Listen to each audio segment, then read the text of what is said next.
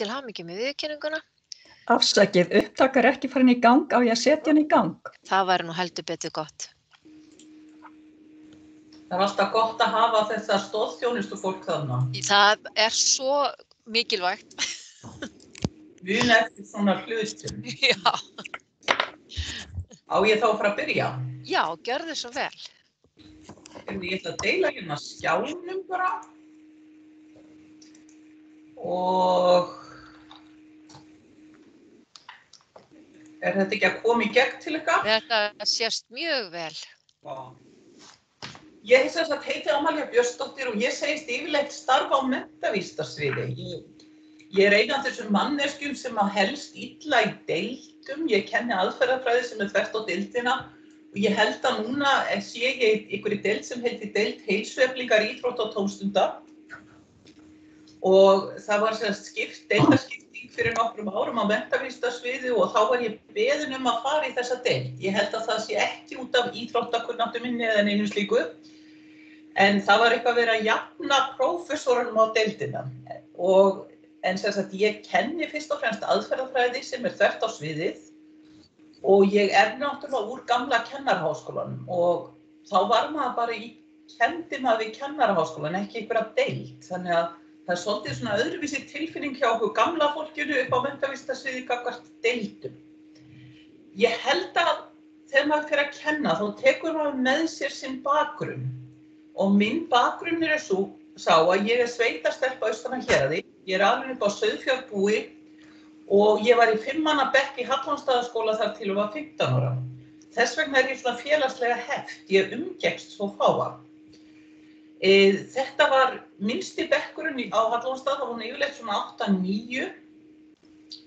En það sem kannski merkilegt finnst mér núna þegar ég hugsa tilbaka þegar ég horfi yfir minn feril og þessa krakka sem voru með mér, sem náttúrulega orðið síðmiðaldra fólk núna, það að við höfum öll lokið háskólaprófi, sem var talsvert óvanalegt fyrir hóp í sveitin á þessum tíma. Ég hér, það einn sem með gráði myndlist, það einn verkfræðingur, einn iðjuþjálfi og einn viðskiptafræðingur. Þannig ég var afskaplega heppin með bekk. Við vorum áhugasöm með námið. Það hefði enginn í minni fjölskyldu, eldri systur mínar höfðu ekki farið í menntaskóla, en ég man að ég var svona velta þessu fyrir mér þegar ég var svona 10-12 ára, kannski gæti ég farið í menntaskóla. Ég fór síðan í Eiða og lauk þaðan grunnskóla og fór síðan í menntaskólann á Egilsstöðum. Og tók síðan BA-próf í sálfræði og kennsluréttindanám frá Háskóla Íslands. Þannig að ég með það sem var nú kallað þá að mikilli fyrirlitningu kennslu og ofbeldisfræði af nemendum sumum. Síðan fór ég til Bandaríkjanna og lauk þar doktorspróf frá University of Oklahoma. Ég fór svona nokkuð beina leið í gegnum skólakerfið. Þar að segja ég lauk doktorsprófið 30 og ég var ráðin strax við kennaraháskólann. Ég held að ef ég hef fæst 10 árum fyrir þá hef ég orðið grunnskólakennari. Það eitthvað svona kennaragen í mér og ég held við erum líka mun eftir því að grunnskóla og kennaranám námið sem að fyrsta kynslóð í hverju fjölskyldu sem fer í háskólanám fer í. Og ég held að ég hafa alveg stefnt á það að verða grunnskólakennari eftir stúdentspróf, en ég hafði samt miklu meiri möguleika heldur ef ég hefði fæst 10-15 árum fyrir. Ég fór að kenna í Grímsey eftir stúdentspróf. Ég gerði skólastjóri í Grímsey þegar ég var 19 ára. Ég veit ekki hvernig mér datt þetta í hug, en ég ákvað það að ég ætlaði að fara að vinna í betur eignast smá pening. Mér langaði að læra hagfræði, en það var ekki boðið í HÍ og í mínum hugarheimi var ekki sá möguleiki að fara í nám til útlanda. Ég hafði einu sinni farið til útlanda sjálf, það var í stúdentsferðalag, og það var einfaldlega eitthvað sem var óyfirstífanlegt fyrir mig á þessum tíma. Þannig að svona í einsemdin í Grímsey komst ég þeirri niðurstöðu að annarkvort færi ég í kennaraháskólann og yrði starffræðikennari á unglingastigi eða ég færi í sálfræði.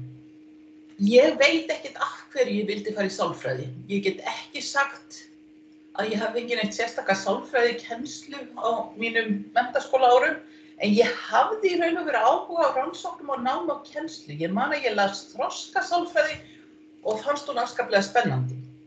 Ég hringdi í kennaraháskólann og þá var mér sagt það að þeir væru ekki að leita fólki sem vildi verða starffræðikennarar á unglingastigi þegar fólk þyrfti að geta kennt allar greinar og síðan fékk ég lýsingu á einhverju sem mér fannst ekki mjög spennandi, þannig að ég eiginlega hætti við það. Alla mína skólagöngu þá hataði ég allt sem hér var skemmtilegt í skólanum, svona eins og föndur og þvílíkt. Og ég hafði einhverja grun það að ég gæti lent í einhverju föndri þannig í kennaraháskólanum sem ég held nú hafi verið misskilningur hjá mér. Ég held að fyrirmyndir í kennslu skipti máli. Vegna þess að flestir sem fara að kenna, allavega á háskólastigi, hafa mjög litla formlega menntun.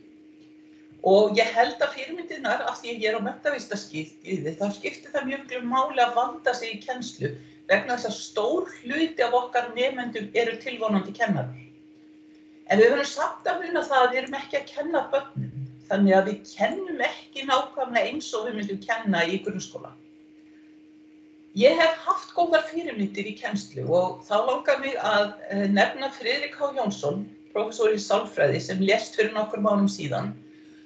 Og ég á honum afskaplega mikið að þakka því hann hvatti mig mjög mikið áfram þegar ég var í sálfræðinni. Hann svona spjallaði við nemendur og sagði nokkur sinnum við mig hættu þessari vitleysu Amalía og svo fylgdi nú kannski einhver önnur velvalin orð með. Ég var líka með mjög góða aðferðafræðikennara í HÍ, Elías Séðinsson, Ólaf Harðarsson, Þorlák Karlsson og svona þegar ég hugsa tilbaka þá held ég að þetta sé það kannski fólk sem þessi einstaklega sem hefur svona mesta áhrif á mig í kennslu.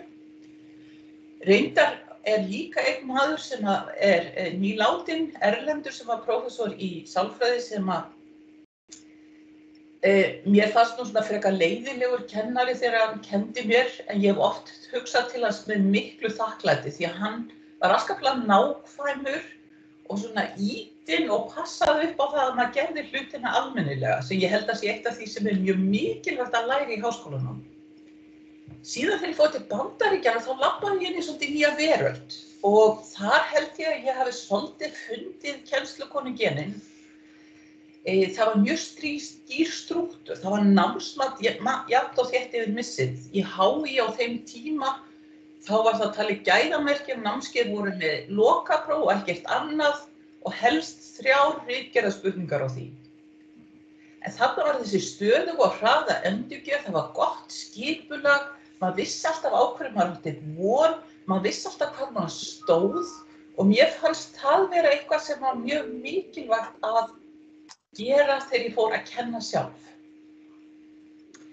Sko ég held að góðir kennarar verða að hafa áhuga viðfangsefni, finnast það skemmtilegt og hafa kunnáttu. Ég held að það sé það eina sem þeir verða að hafa.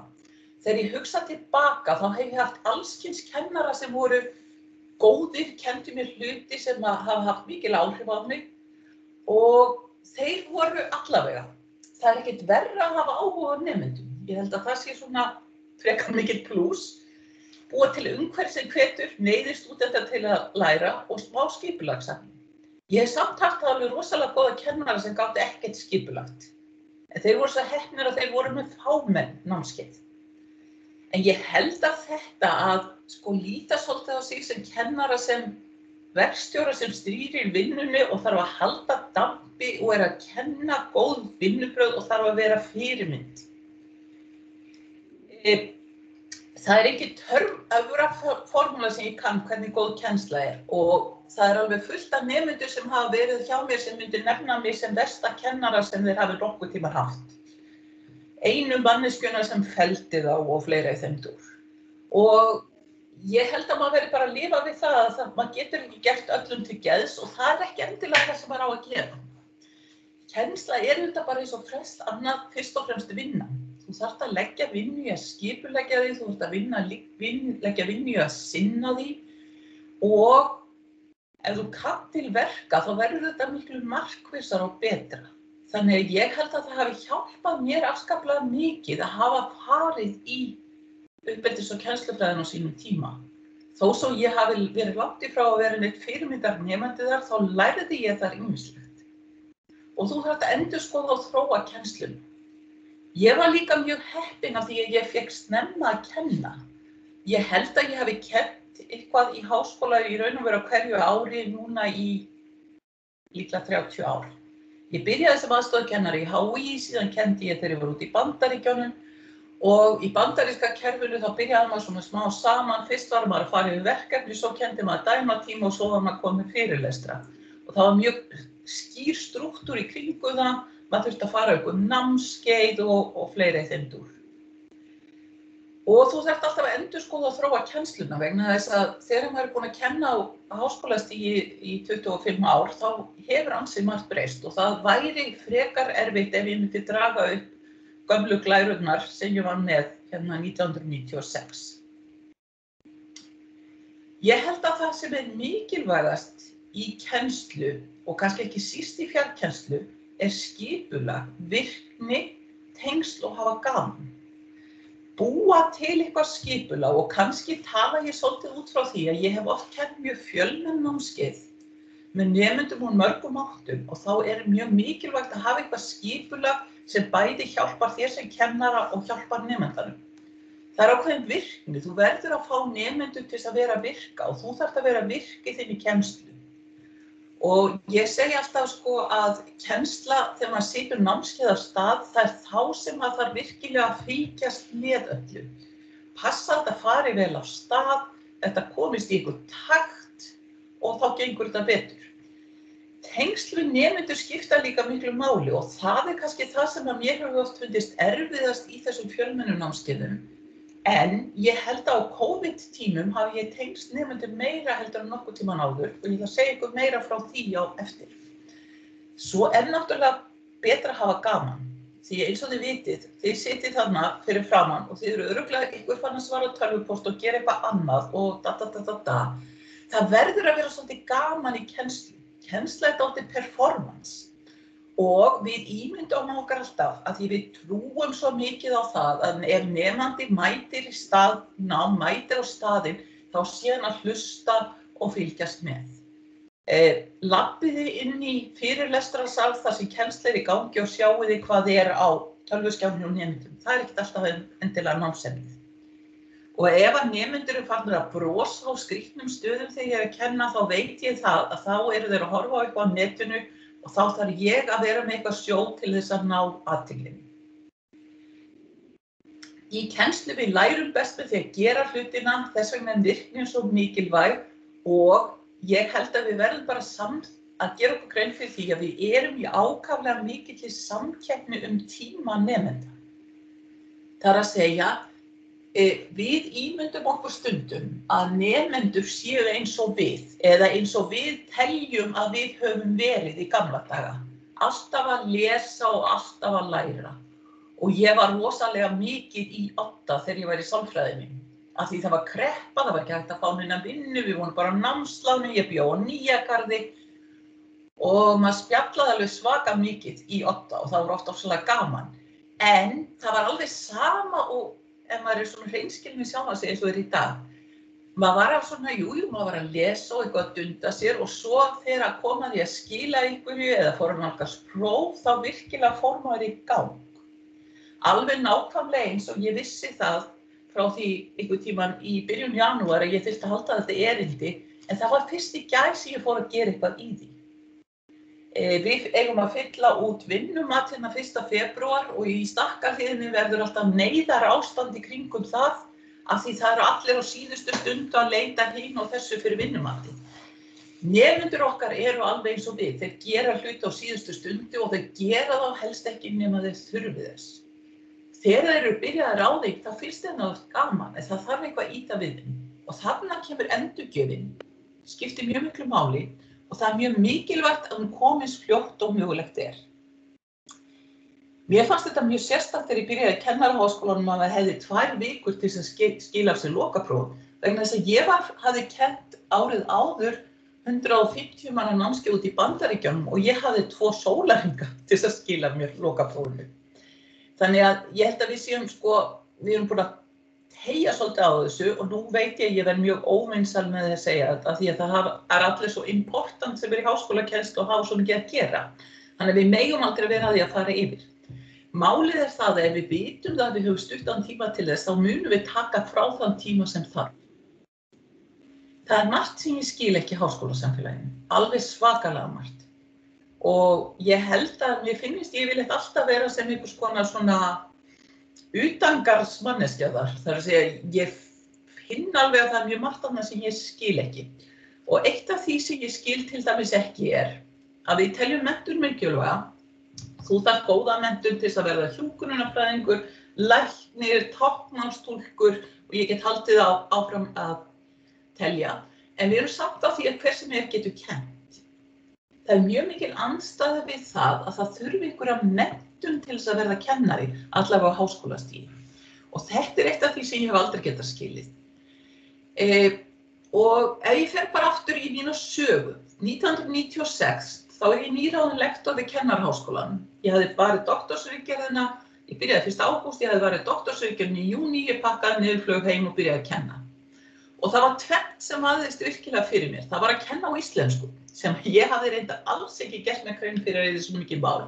En ég hafði auðvitað lært mér ensku og svo var það eitthvað sem hét fjarkennsla sem þau voru að fást við þar.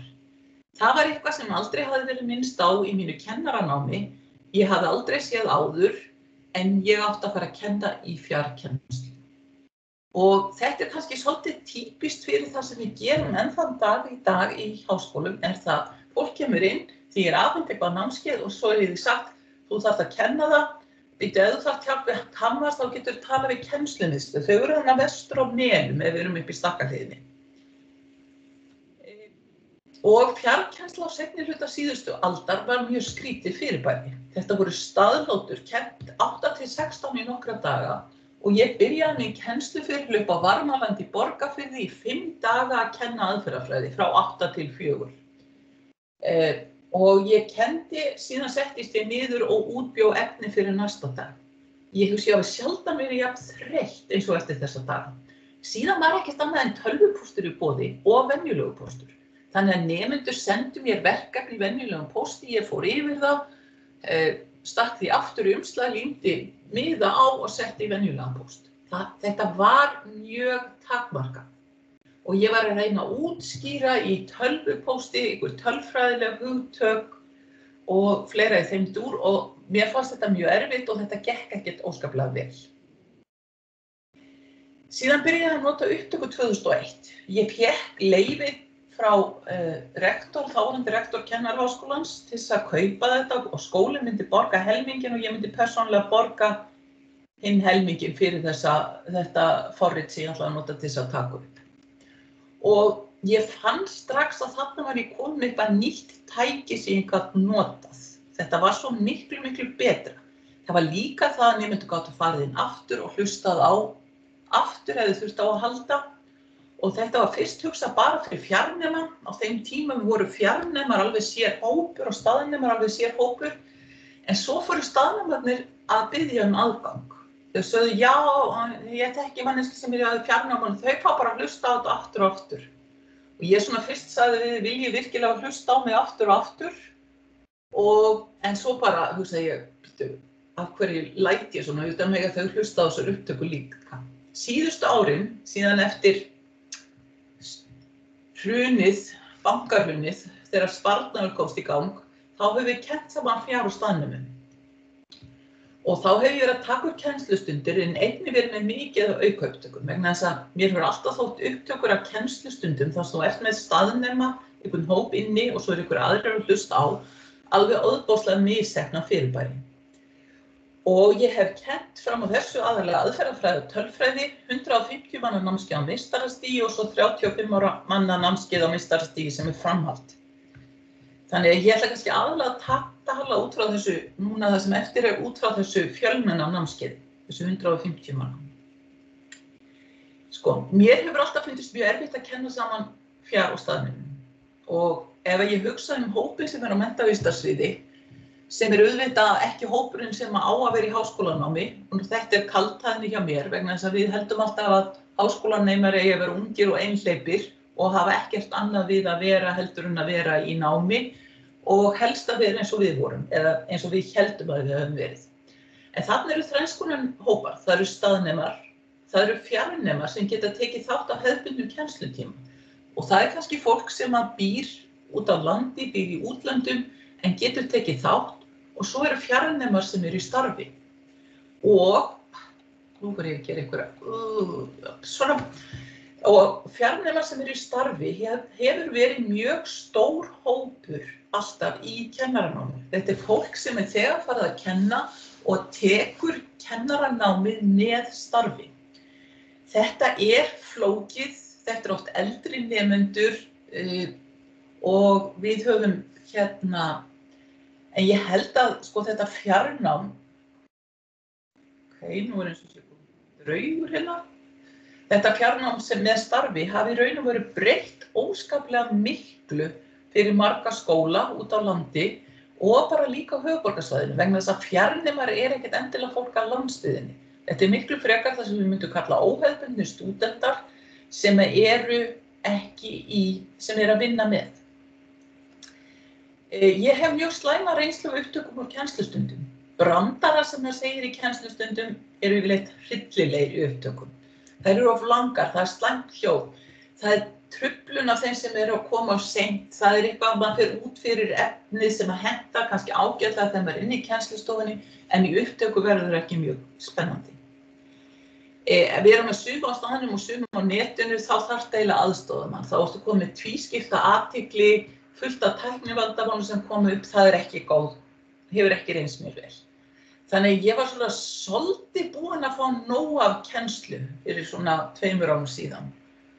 Og ég var svona, af því það alltaf að tala kulnun sko, þá var ég svona velta fyrir mig hvort ég væri komið með kulnun og fór til heimilislæknisins sem sagði að ég var ekki komið með kulnun. Og ég var svona hálf fúl út í viðkomandi, en í raun og veru þá fannst mér ég vera bara að gera eitthvað í kennslu sem var ekki að ganga upp, sem var ekki gott og ég nefndi þess ekki. Ég var 53 ára, ég átti 12 ára eftir þá hvernig ég geti farið á eftirlaun og ég hafði enga hugmynd hvernig ég ætlaði að gera þetta. Þá voru auglýstir einhverjir styrkir til kennsluþróunar og ég sótti þetta því að ég sá ekki að fengi kennsluafslátt og ég þurfti mjög mikið á því að halda. Þannig að ég var ákveðin vegferð sem passaði vel þegar COVID-19 tímum. Svo að segja, ég var byrjuð að hrista upp í kennslunni og það sem ég náttúrulega sá ekki fyrir var það að þetta bjargaði mér dálítið þegar COVID-ið kom. COVID-19 hafði þau áhrif á mína kennslu og það dró mjög úr álagi og nú veit ég að þeir sem ekki eru endalega ekki orðnir brjálaðir út í mig nú þegar verða það. Nú var allir fjarnemar en ekki þessi blanda og það var óskaplegur léttir. Á menntavísindasviði þá hafa sum námskeið verið í stað á fjarnámi, önnur hafa bara verið í staðnámi, það greitt það sama fyrir, maður fær sama tíma fyrir, hvort sem maður bæði með stað á fjarnema og ef maður var að reyna að sinna fjarnemum og einhvern annan hátt heldur en bara að taka upp kennsluna, sem að mér fannst ekki nógu gott, þá var þetta aukið álag. Þannig að nú voru bara allir fjarnemar.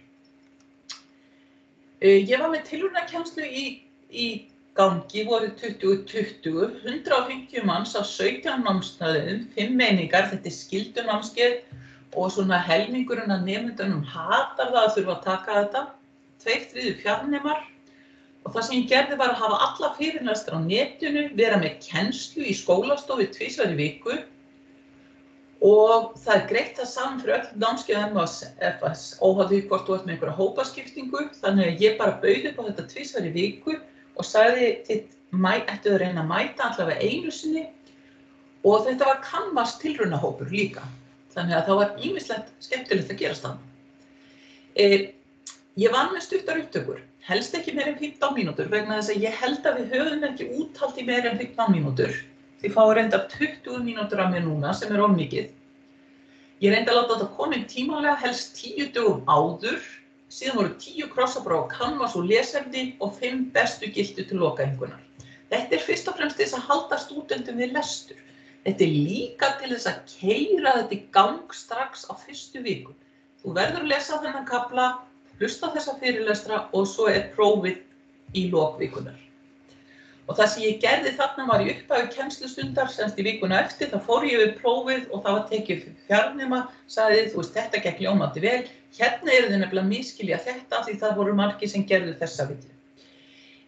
Í kennslustundum aftur á móti, þessum tímum sem ég var með á staðnum var unnið í hópverkefnum. Og þá var þetta þannig að þau mættu með sína tölvur og sátu þarna saman og voru að reyna að sýna hvort öðru á skjánum. það voru hópar þar sem voru einstaklingar sem voru til dæmis í útlöndu sem voru þá bara í iPad og spjölluðu við viðkomandi og skjalið sem við voru að vinna í var einhvers staðar á netinu. Fjarnemar gátu pantað viðtal við kennara, en það gekk illa að hafa það á sama tíma og þá sem voru semst á staðnum. Ég var samt með aðstoðarkennara en þetta var einhvern veginn alltaf hálfklúðuslegt. En þarna voru 2 vikur í upphafi miðjum miðsins þar sem fjarnemar komu í hús og tóku þátt í kennslustundum og lokaprófur rafrænt. Þannig að þetta var í gangi og svo kom COVID. Og þá héldum við bara sama takti, fyrirlestrarnir voru á netinu.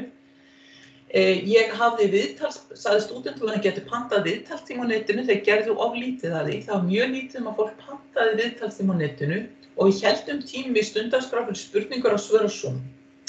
En ég var ekki viss að það skilaði miklu og þetta var oft þannig að það komu kannski 70 manns þarna eða 40 eða eitthvað og það var einhver einn sem tók þetta svolítið yfir með eitthvað svona mál sem voru kannski átti ekkert erindi endilega við alla. Þannig að ég fannst þetta ekki vera góð nýting á tíma allra. Síðasta sumar þá ákvað ég að minni alkunnu bjartsýni eða hitt og heldur, að það yrði COVID í haust. Það var engin leið að þetta yrði í lagi og við varum bara að kenna venjulega, þannig ég hélt áfram með þetta fyrirkomulag. En ég var ennþá að vandræðast með hópinum í tímum og þá komu til skjalana 2 Tryggvar. Það er að segja á menntavísindasviði þá er það Tryggvi okkar og síðan einhver Canvas Tryggvi sem býr vestur á Melum. Þetta eru ágæti Tryggvar og ég hafði séð okkar Tryggva nota channels og Teams. Og mér datt í hug að nota það fyrir hópavinnu, hvort ég gæti búið til hópana þar inni og þá hafði ég samband við Canvas Tryggva sem sagðist ekki geta séðan að þetta geta gengið upp og þá var ég alveg tilbúin í að prófa þetta. Þannig í staðinn fyrir að vera með kennslustundirnar á staðnum í húsinu, þá fór ég með þar inn á Teams. Og þannig að þá vorum við öll á netinu, þá voru fastir tímar í stundarskrá, hittumst á tímnámskeiðið og námskeiðið átti Teams og við hittumst öll í það sem er almenningurinn en síðan átti hver hópur lokað herbergi og þegar við vorum búin að spjalla saman í 5 mínútur þá fóru allir hópar inn og byrjuðu að vinna og kennarar fóru á milli hópana og þeir gátu kallaði eftir aðstöðu. Það sem ég sá fljótlega var að þessi hópvinna gekk í raun og veru betur heldur en í kennslustofinu. Af því þarna var þetta að deila skjá, það var unnið saman í skjalinu og þau gátu tekið við stjórn á tölvum hvors annars. Þannig að í staðinn fyrir að þau voru að láta fartölvuna ganga sín á milli til að sýna hvernig mynd þau höfðu búið til, þá gátu þau bara deilt skjánu. Og hér er mynd sem ég tók í gær á hópi hjá mér sem að vinna inn á Teams. Þau eru semst að búa til einhverja ljóta mynd. Þetta er reynda dálítið gott að því mér er mjög illa við svona skífurit, að þau séu að búa til skífurit en þau áttu að reynda að gera það. Og þarna eru 3 einstaklingar saman í hóp, þeir eru að vinna saman að þessu verkefni og það voru 10 svona hópar í gangi. Vorið 2021 þá var ég með 4 kosti í vinnutíma og sá vinsalegsti eftir kvöldmat á 50. Ég ákvað í staðinn fyrir að vera alltaf að svara fjarnemum sem geta aldrei mætt, að bjóða upp á 1 tíma sem að allir ætti að geta mætt í og af þessum 150 nemendum sem að þá eru nærri 50 sem að völdu 50. tíman eftir kvöldmat. Og hver hópur einu sinni í viku. Þetta er Canvas og þarna er þetta sett upp, þarna er Jóhann Örn sem kennir með mér. Ég set alla kennsluáætlun upp svona þannig að það sé bara listi og fólk geti farið þar inn. Mér finnst einhvern veginn það betra heldur en að vera með eitthvað svona landskjal á skjánum. Námsmatið 10 krossapróf, 4 Excel-verkefni, 3 bestu gilda, 2 smáverkefni, lokapróf, alltaf skil á sunnudögum, búa til einhvern ryþma í námskeiðið, að það sé alltaf á sama tíma og sunnudagskvöld er út af fjarnemum að því að margir þeirra nota helgarnar til vinnu. Hver vika er sett upp sem eining sem í námsefni og þar getur þú farið inn, þá er það að lesa, horfa og æfa sig og skila verkefni. Þannig að hver vika svona, það alltaf eitthvað sem það að gera og samhliða þessu eru það að mæti þessa tíma og vinna í skilaverkunum í Excel sem eru svona 3 vikna fresti. Það sem kannski erfitt og mér hefur alltaf fundist dálítið erfitt í fjölmennum námskeiðum, það að mynda tengsl við nemendur. Og mér hefur fundist þegar ég hef verið með svona netinu í þessum litlu hópum, þá spjalla ég meira við þau. Ef ég mæti inn í herbyggi þeirra á Teams og það eru 2-4 nemendur og fer að tala, þá verður ykkur að svara. Þau hafa betri leið til þess að ignorera mig fyrst mér ef ég inn í kennslustofu að lappa fram hjá þeim og spyr hvernig gengur hjá ykkur og þá yftaður öxlum að segja bara fínt. Við megum nefnilega ekki vanmeta þetta sem fer fram í spjalli og ég finn stundum að þau spyrja meira ef þau eru komin inn í lítinn hóp þar sem engin annar heldur en hópfélagarnir heyra hvað þau vera að ræða. Og við verðum líka að gera okkur grein fyrir því að margir eiga auðveldara með að tjá sig á netinu en í skólastofu. Þannig að það ekki bara neikvætt að vera á netinu. Almenn ráð fyrir kennslu, taka upp stutt myndskeið, ekki heila fyrirlestra. Og ég held að við höfum að gera þetta jafnvel þó við förum aftur í staðkennslu, það ákveðnir hlutir sem mjög mörg okkar eru með, innlögn ykkur efni sem ætti að vera svoleiðis. Síðan ættum við að nota tímann sem við mæta á staðinn í umræðu í vinnu eða ekki. Ef að kennarar myndu almennt venja sig á að svara tölvupósti á skiljanlegum tíma, þá myndu þeir losna við fullt af vesinni líka. Það alveg jafn lengi að svara tölvupósti viku eftir hann berst og degi eftir hann berst. Og ég hef þá reglulega reynt að svara öllum pósti mjög snemma nema ef nemendur eru að kvarta mikið yfir einhverju, eins og einhverjum fyrir verkefni þá er ágætt að bíða svona 2 daga og láta það jafna sig. Ég held að fyrirlestrar á neti í rauntíma sé ekki heppileg kennsluaðferð. Spjallið við stúdenta í minni hópum, haldið tengslum, notið líka upptöku til að svara spurningum stúdenta. Sko við verðum bara að gera okkur grein fyrir því að netið orðið svo stór partur af líf okkar. Ef einhver spyr eitthvað þá finnst mér stundum einfaldara að kveikja bara á upptökunni. Sérstaklega ef ég þarf að sýna þeim eitthvað í tölvuforriti eitthvað slíkt, en ég vil bara tala við þau. Ég held að það sem að maður þarf að hafa í kennslu skipulag og stjórnun en maður með fjölmenn námskeið. Halda okkur við skipulagið.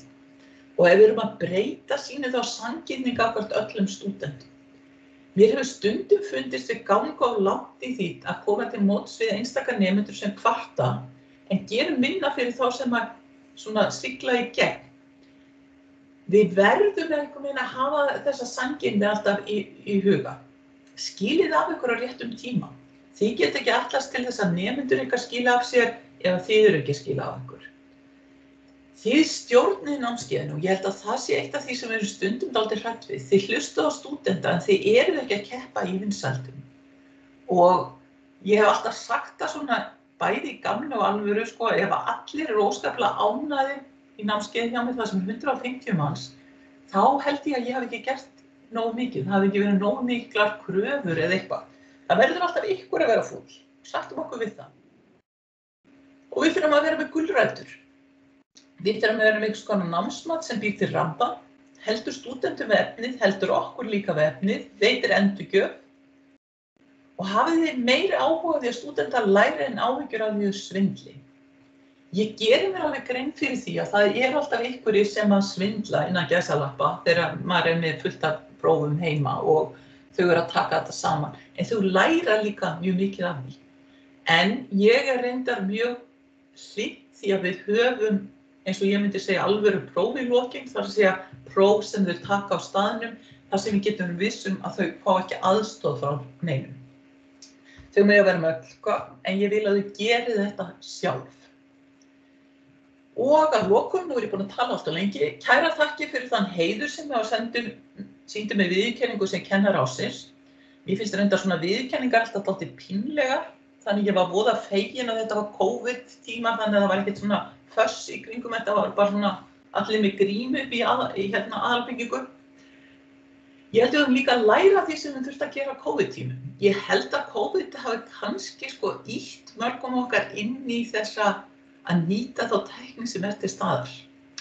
Og svo kærar þakkir til þess frábæra fólk sem vinnur í stoðþjónustu. vegna þess að ég held að það sé kannski svolítið lykillinn og ég held að sé afskaplega mikilvægt að auka stoðþjónustuna, bæta hana og hún sé nálægt kennurum.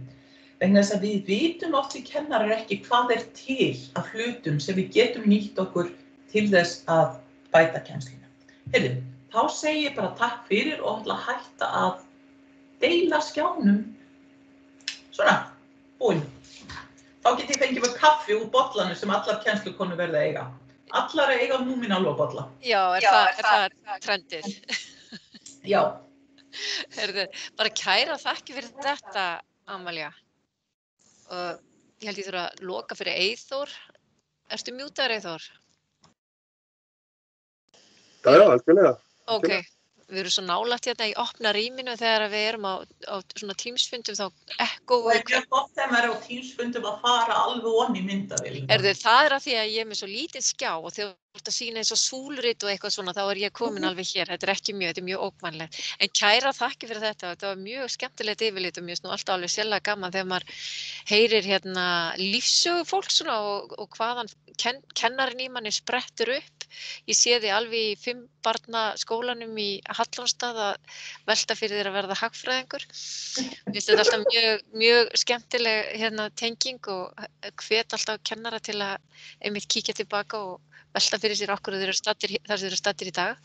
Og svo líka bara frábært að náttúrulega sérstaklega núna, ég meina sko þú hefur örugglega komið oft áður til greina en þetta er sko á COVID-tímum þín reynsla alveg sérlega dýrmæt af því þú ert í raun og veru búin að vera að glíma í einhver ár eða áratug eða hvað ég segja sem fyrir viðfangsefni sem að við erum eiginlega öll núna einhvern veginn að glíma við þannig að þín reynsla alveg spot on sem að nota nú góða íslensku. Nú bara segi ég bara orðið laust, ég fæ hérna alls konar takk fyrir, þú sér það kannski sjálf í tjattinu, þá farið fullt af þakklæti hérna. Já, það nú það sem við göngum fyrir það ekki kennarar. Bara algjörlega, við þurfum svo lítið, við erum svo kvalin Amalía, við þurfum ekki annað en smá klapp til að verða glöð. Nei, ég veit það. En ég held líka sko að það sem svo leiðilegt við fjarkennslu, því að mér finnst miklu skemmtilega að kenna í stofu heldur en í fjarkennslu. Já.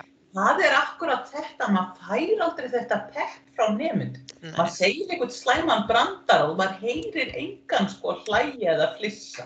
Nei. Þannig að Þorsteinn fjarkennari. Halla ætlar að taka stjórnina núna. Þorsteinn, þú erst búin að rétta upp hönd. Já, góðan daginn, komið sæl. Heyrið í mér? Alltaf fyrsta spurninga á svona fjarfundum. Já.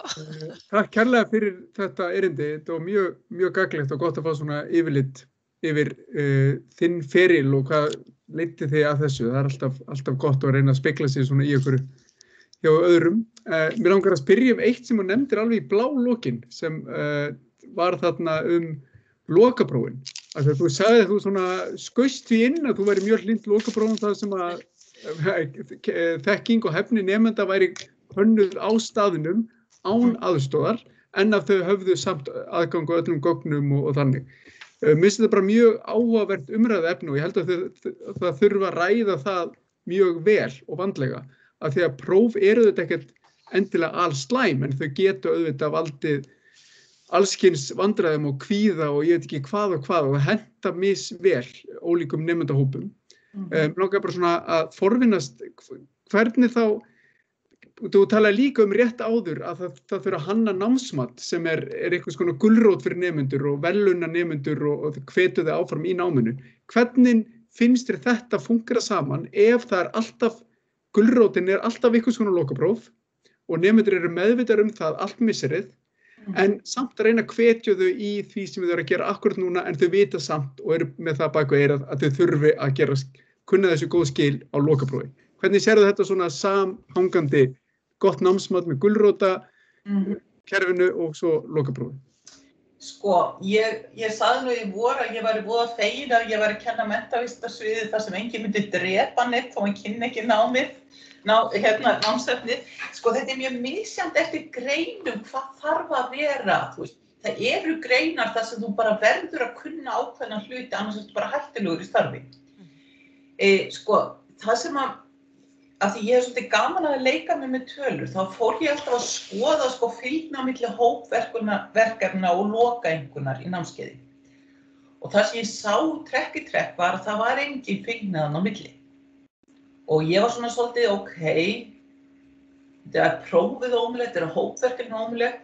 Þangað til ég fór að taka þannig einstakling sem var með hæstu einkunn og lokaprófi í viðkomandi hópi við hópverkefniseinkunnina. Þá fór ég að fá fylgni á milli. Þannig að hópverkefnin eru eins góð eins og besti einstaklingurinn sem þar inni. Þannig að við höfum alltaf farþega með og ég held við verðum að sætta okkur við það, en mér finnst við ekki geta útskrifa fólk sem farþega. Ég hef samt miklu minni áhyggjur af því að allt var í kaldakol þó hefur verið með heimapróf eitthvað slíkt. En það sem mér finnst ídeal er að við séum með þessa bit á leiðinni og ég er mjög skýr þegar ég segi nemendum, ef að þú getur sjálf gert allt sem er í Excel-verkefnunum, ef þú getur svarað öllu á krossaspurningunum, þá ertu komin rosalega langt með að geta unnið lokaprófið. Og auðvitað finnst mér þetta að vera komið rafrænt, vera komið innspera, mér finnst þetta alveg rosalega þægilegt. Þú veist að nemendur sé ekki að handskrifa eitthvað, þau séu bara með tæki sem þau þurfa. Mér finnst að þau eigi að vera með öll gögn með sér. Ég hef samt ekki alltaf gert það í inngangsnámskeiðinu vegna þess að gögnin þvælast stundum fyrir nemendum sem eru óöruggir með sér. En mér finnst þetta vera svona svolítið að því ég er að skrifa upp á þessi nemandi hafi lokið þessu námskeiði, það verður að vera eitthvað sem ég veit að viðkomandi hafi gert sjálfur. Og svo náttúrulega sálfræðingurinn í mér segir að kvíði og undirbúningur sé ekki ótengdir hlutir. Takk fyrir þetta. Sigrún Aðalbjarnir. Já, fyrirgefiði. Ég var bara svo ánægð með hana Amelíu og ég ætlaði að vinka henni. Þú fyrir að koma með spurningu. Þannig ég er ekkert með spurningu, bara ég er stolt af henni Amelíu minni. Finnst þér ekki, mér finnst þetta svolítið áhugaverð, Sigrún, mér fannst svo áhugaverður punktur líka þetta með mikilvægi samskiptana. Já. Og að því þú svolítið á heimavelli þar, en hvað samskipti við nemendur, meiri sé að eins erfið þau geta verið í stórum hópum og eins erfið þau geta verið þegar þú ert í fjarnámi, hvað þau virðast vera mikið lykilatriði í þeirra námsframgangi eða hvernig þeim gengur og hvernig okkur tekst upp. Mér finnst þetta alltaf vera eftir því sem ég verð eldri. Því einhvern veginn finnst mér þetta vera að sjá betur og betur hvað þetta er ótrúlega mikilvægt. Af því við tölum nú samskipt og af því Sigrún er það. Hún náttúrulega, ég var kennslukona hjá Sigrún og hún kenndi í uppeldis- og kennslufræðinni og Haldís Ingvarsdóttir meðal annars. En það sem kom mér svolítið á óvart þegar þetta fór allt yfir á netið í vor var, og ég fór að hafa þessa hópa í haust, þá var reyndar fámennari námskeið, en ég sé þetta svolítið núna líka, hvað mér raun og veru spjallaði mikið við nemendur þar. Þau eru líklega vön að spjalla á netinu og við erum að verða vön því líka. Og mér fannst stundum ég hafði á tilfinningunni að það var svona einstaklingar þegar maður komið inn í svona herbergið þeirra sem maður voru að spurja og segja eitthvað sem hefði ekki sagt það í stórum hópi. Af því það er dálítið, ef maður er með stóra hópa inn í kennslustofu, þá er alltaf einhverjir 2-3 sem að tala alltaf. Þannig finnst þér kannski að reynslan á COVID þegar allir eru að það sé allir á sama stað, það sé svona meira jafnrétti á milli, eða jafnræði á milli nemenda? Já, leið þú ert komið þess að litlu hópa, þá verður þetta einhvern veginn svona, meiri tenging, held ég veit ekki hvað það er. En þetta er náttúrulega, svolítið vandi okkar í háskólakennslu núna, það eru allir þessi fjölmennu hópar. Og þetta óheppilega hlutfall af fjölda nemenda per kennara. Við erum allt of marga nemendur á kennara, þannig að það eru það er fullt af nemendur sem ég held að fara í gegnum nám hjá okkur í fjölmennum námskeiðum alltaf hreint og í raun og veru tala aldrei við með kennara. Svona fyrir utan bara spurningar hvenær á því að skila verkefninu og hvað þýðir þetta Aldrei neitt svona út fyrir efnið. Mér fannst nefnilega líka eitt, ég upplifði þetta í COVID sko, að maður var svolítið komin líka inn til nemanda, það var búin að svolítið rjúfa í sumum tilfellum, en náttúrulega ekki verið með slökkt og það bara mynda ketti eða eitthvað, en þegar maður var í svona minni spjallhópum, þá var maður kannski farin að horfa inn í stúdentagarðsherbergið þeirra og fötin á rúminu, þau voru náttúrulega komin inn í eldhús til mín og eitthvað svona, þannig að þetta svona svolítið, það ekki öllum sem líkar kannski vel við þetta, en þetta einhverjum svona braut svona ákveðin landamærisbundum. Heyrðu, Guðný Björk, spuna sér rétt upp hendi eða þetta vink? Nei. Þetta alvöru hönd. Þetta alvöru hönd, gjörðu svo vel. Innilega til hamingju, Amalía, með verðskuldaða viðurkenningu og gaman að hlusta og ég kom því miður og seint. En svona þegar þú varst að lýsa hvernig þú brást við og hvernig breyttir og svona sýndir sveigjanleika, hvernig, ég vakti spurningar hjá mér munin kannski á aðstöðun okkar til að bregðast svona við í þegar við sjáum að það þörf fyrir til dæmis fleiri umræðu tíma annað. Eru þið ekki bundin af einhverjum ákveðnum fjölda tíma per einingu í kennslu hjá ykkur, eða hvernig sveigjanleikinn? Þetta var nú spurningi sem áttir ekki að koma með. Á undirvísnarsviði borgað fyrir öll námskeið það sama. Segja, eftir einingafjölda og nemendafjölda. Og ef þú ert með 150 manna 5 eininga námskeið, þá færðu helmingin eða það væri 10 eininga. Þannig að það til dæmis miklu betra að vera með 10 eininga námskeið af því að sko vesinni á nemendum og allt það svona persónulegu málinu alveg jafn mikil í 5 eininga og 10 eininga. Það ekkert borgað mig sérstaklega fyrir þetta og það eiginlega dálítið pínlegt að sko nú ég búin að ákveða að hætta að kenna þetta fjölmenna aðferðafræði námskeið af því ég fékk þægilegra námskeið þar sem ég þarf ekki að vera með þessa tölvukennslu. Og það alltaf sko, það hefur alltaf verið bara átt á hverju ári, það hefur stundum verið sko aðstoðarmenn. En ég var til dæmis sagt það núna í desember að það yrði ekki svo að það nú reynda að dregið í land og þá gaf ég þetta námskeið frá mér. Ég sagði bara, ég búi með mitt, ég get þetta ekki lengur. Af því að sko þó að maður sé góður kennari, þá getur maður ekki kennt 150 manns á tölvu í einu. Þannig að, þannig að þetta svolítið sko, það engin viðurkenning á því þegar fólk að gera, það að kenna ykkur á svona tækni. Þú veist, bara spurningarnar hvernig næ ég í Excel og ég með svona, ég með Mac og ég með svona, það tekur rosalega tíma. En ég held að þetta sé samt mjög nauðsynlegt, en nú bara tel ég mig vera búin með minn svona skammt af vinnu í þessu. Þannig að ef þið viljið kenna 150 manna aðferðafræði námskeið á menntavísindasviði þá það á lausu. Það sem sagt laust þá, til umsóknar. Já. Kannski bara að þakka fyrir svarið og bara segja, mér finnst svo mikilvægt að við kannski ræðum þessi málum leið og við ræðum gæðin í kennslunni, af því það gleymist stundum að tengja þetta saman, þannig takk fyrir frábært svar, Amalía. Herðan Guðrún, þú varst líka Kristinsdóttir, rétt upp hönd. Já, góðan daginn. Þakka innilega fyrir erindið, Amalía, og innilega til hamingju með verðlaunin. Og ég nú eiginlega ekki með spurningu, ég ætlaði nú bara aðalega að mæra þig. Við Amalía höfum langa sögu saman, og þeir nú búin að heyra, hún nú búin að rekja sögu fjarkennslunar í Kennó. Og við byrjuðum með svipa leyti, ég og Amalía, að kenna og vorum með þessi fjölmennu aðferðafræði námskeið. En við vorum að kenna gjörólíkt efni því ég var að kenna eigindlegar aðferðir og Amalía með eigindlegar. Og þið heyrið nú að Amalía hefur náttúrulega gert afskaplega mikla kröfu til sjálfa sín í kennslunni.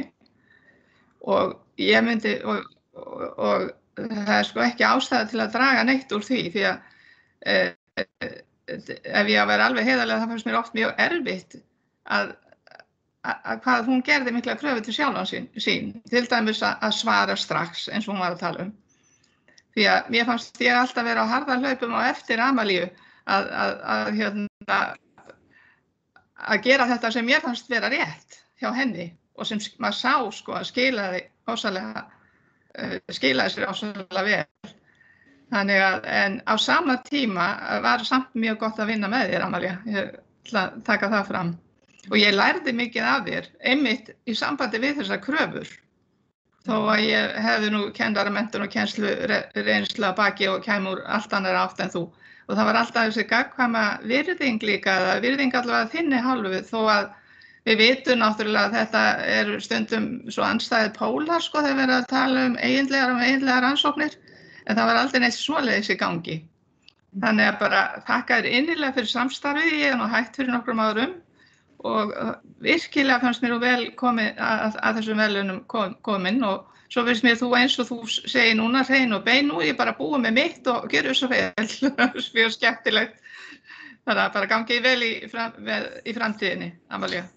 Já, takk Guðrún, það var nú gott að hafa félagsráðgjafar með sér líka, sko, það er ekki mín sterkasta hlið, það er þessi persónulegu vandamál nemenda sem ég finn stundum, sko, sem reyndar, og við Guðrún vorum reyndar oft alveg sammála það að, sko, okkur fann stundum, sko, kollegar okkar vera komnir of mikið inn í persónulegu vandamál nemenda. Kannski án þess að hafa í raun og veru neinar forsendur til þess að gera það. Og ég held að það sé líka annað sem er mjög mikilvægt. Við þurfum þessa stoðþjónustu en við þurfum líka stuðning við nemendur. Við getum sagt við nemendur sem að farast úr stressi fyrir prófi, nú skalt þú tala við námsráðgjöfina.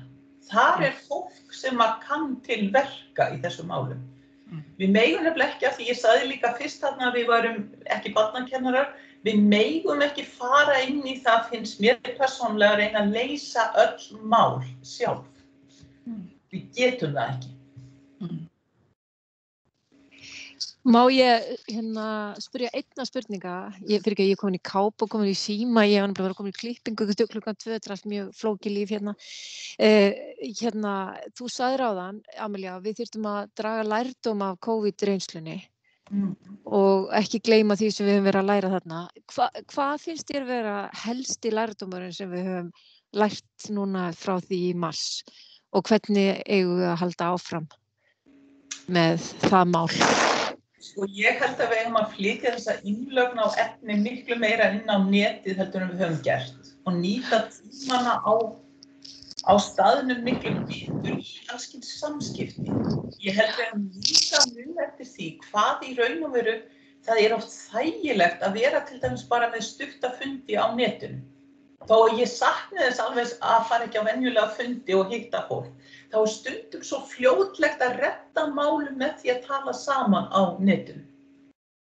Og ég sagði nú stundum þegar ég var að kenna í fjarnámi í gamla daga, sko, það var komið í núr, þá var nú best að finna símaskrá og hringja í nemendur. Það er bara, af því að stundum förum við þetta svona tölvupóst fram og tilbaka þar sem það væri auðveldara að redda því. En ég held að þetta vera miklu duglegri við að nota þetta. Og ég til dæmis sé alveg fyrir mér ef ég yrði áfram að kenna aðferðafræðina og ég verði reyndar að kenna áfram framhaldsnámskeiðið, að þá myndum við vera með svona tíma á netinu. Jafnvel þar eru kennt tvisvar í viku, annar eru á staðnum en hinn eru á netinu. En svo er líka annað sem við þurfum að hugsa allavega upp á menntavísindarsviði og það er þessi tímasetning á kennslu. Þegar við erum með svona mikið af fólki sem er að vinna, þá þurfum við kannski að færa kennsluna út fyrir dagvinnutíman og það er ekki hægt að ætlast til þess að kennarar geri það bara alltaf á sínum eigin frumkvæði. Þó svo ég vissi það að væri COVID og ég yrði ekki að gera neitt annað á 50-kvöldum heldur en að kenna, þannig ég ákvað að prófa þetta svona einu sinni.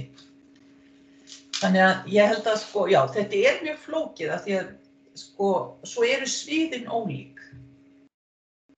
Ég man ég kenndi einhvern tímann í sálfræðinni eitthvað valnámskeið og það var alltaf öðruvísi heldur en að kenna kennaranum. Það var ekkert betra að vera, það var bara alltaf öðruvísi.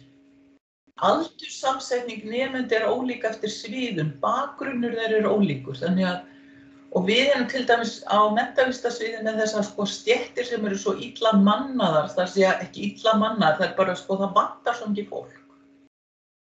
Og við verðum einhvern veginn að mennta kennara ef við ætlum að halda leikskólanum og grunnskólanum gangandi. Og ég sé fjarnámið ekki bara sem eitthvað sem er fyrir fólk út á landi. Ég held að þetta sé líka mjög mikilvægt tæki fyrir hópa sem eru fyrsta kynslóð að fara inn í háskólanám, fólk sem hefur dottið út einhvers staðar á leiðinni og orðið eldra til þess að koma tilbaka aftur í námið. Þannig að þetta getur bara aukið möguleikana í rauninni. Ég held það, já. Einhverjar fleiri spurning? Kristín Jónsdóttir sé réttur í pönd. Já, takk Amalía.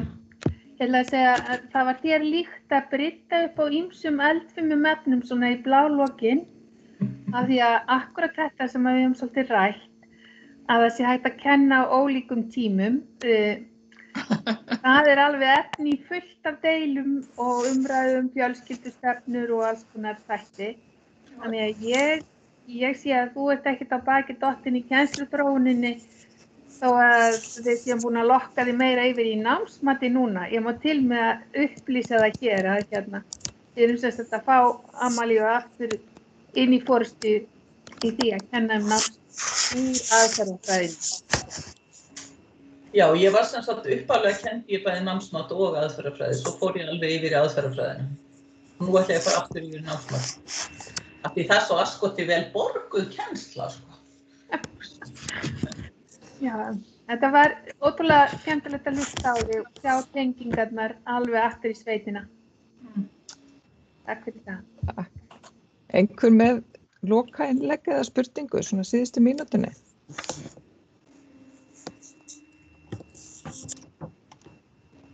Ef ekki, þá bara þakka ég kærlega fyrir Amalía. Takk fyrir að gefa þið tíma til að vera með okkur og takk þið öll sem eru búin að vera hérna með okkur. Þetta fór alveg fram úr björtustu vonum að því að við runnum svolítið blind í sjóinn með þetta. Að henda út auglýsingu og auglýsa kennslukaffi rafrænt. Þannig að þetta var mjög skemmtilegt. Takk fyrir þetta tækifæri til að fá að vera með smá leiðindi hérna og ég eiginlega mjög hissa hvað mættu margir. Ég var nú eiginlega búin að undirbúa undir það að þetta svona eins og góður ástæður í útlöndum. Það ég og 2 aðrir. Það eru margir áhugasamir kennslu og kennsluþróun. Það alveg greinlegt. Við erum á fleygiferð í þeim efnum hérna. Takk fyrir. Takk kærlega öll og við sjáumst næstu viðburð hjá kennslumiðstöð. Takk fyrir. Bless, bless. Takk, bless. Kæra þakkir.